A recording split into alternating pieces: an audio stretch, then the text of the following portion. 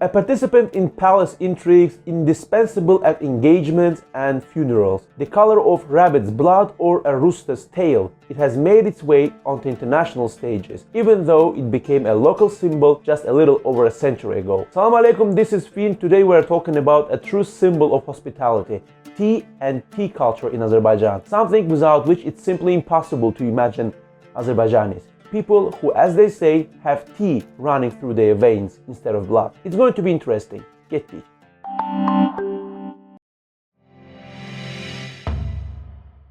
Although the first mentions of tea appear in the works of the great Nizami back in the 12th century, the tea plant was first brought to Azerbaijan only at the beginning of the last century. In 1912, it was planted in the southern Lankaran region, where a quarter of a century later, in 1937, the first tea factory appeared. The humid subtropical climate of the south and northwest made it possible to start large-scale tea production for both domestic consumption and export. Today, Azerbaijani tea can be even found across the Atlantic. Each year, over 10,000 tons of tea are consumed in Azerbaijan. Of course, that's not a record.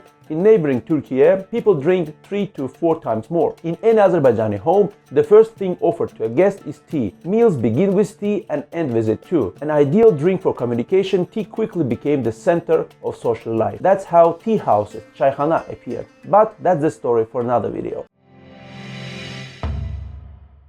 Over time, tea became more than just a drink. It turned into an essential part of Azerbaijani customs and rituals. It holds a special place in the matchmaking ceremony called hari. Everything there was deeply symbolic. The type of tea served signaled the family's answer to a marriage proposal. If sweet tea was served at the end of the visit, it meant consent to the marriage. If unsweetened tea, a polite but firm refusal. The more inventive hosts would serve a two-colored tea. First, they poured hot water and added sugar syrup, then slowly along the edge added the brew. Once consent was given, the tea was stirred and the new families congratulated each other. And where there is a wedding, there are also funerals side by side. At both occasions, tea remains indispensable, especially since alcohol is not served at memorial gatherings. At home with family, one can drink tea from a mug or even a tea bag, but when guests arrive, only freshly brewed, strong tea with a deep dark red color. Locals call this shade horuz kuyruğu, rooster's tail. Interestingly, in Turkey, the same color is known as rabbit's blood. In both countries, tea is traditionally served in a glass called Armudu. The word Armud means pear, since the glass resembles one in shape. But that shape is not for looks. It helps the tea stay hot longer. The slim-waisted design ensures even heating. The wide base keeps the brew hot, while the narrow top doesn't overheat. Tea is constantly refilled, so it never cools down. Interestingly, Armudu glasses are never filled to the top. About a centimeter is left empty. This space is called dodak yeri, the place for lips.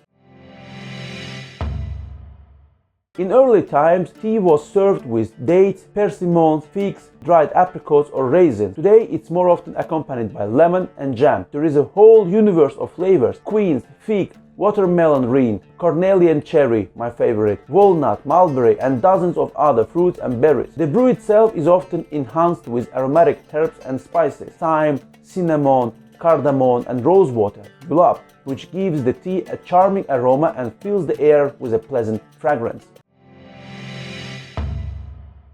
But Azerbaijani tea also carries a story of caution and intrigue. Sugar in Azerbaijan is traditionally taken by biting, not stirred into the tea. They use crystal sugar called kellagand, literally sugar head. Before taking the first sip, it's customary to dip the sugar cube into the tea. This tradition goes back to the Middle Ages, and not from a sweet tooth. In the courts of khans and shahs, where intrigues and conspiracies brewed, poison was often slipped into tea. Since alcohol was forbidden, tea became the perfect medium for such deeds. When dipping sugar into the cup, if the tea turned cloudy or began to boil, it meant poison was present and the plot was uncovered.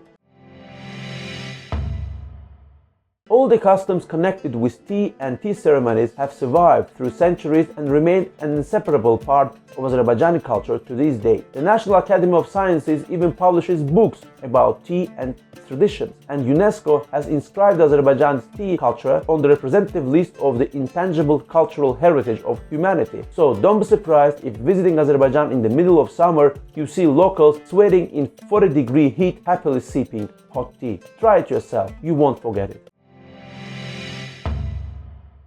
Don't forget to subscribe, like, hit the bell, leave a comment and share it with your friends. By the way, the video is also available in Russian, and remember, there is no good or bad culture. There is only a different culture. Salamat kalın.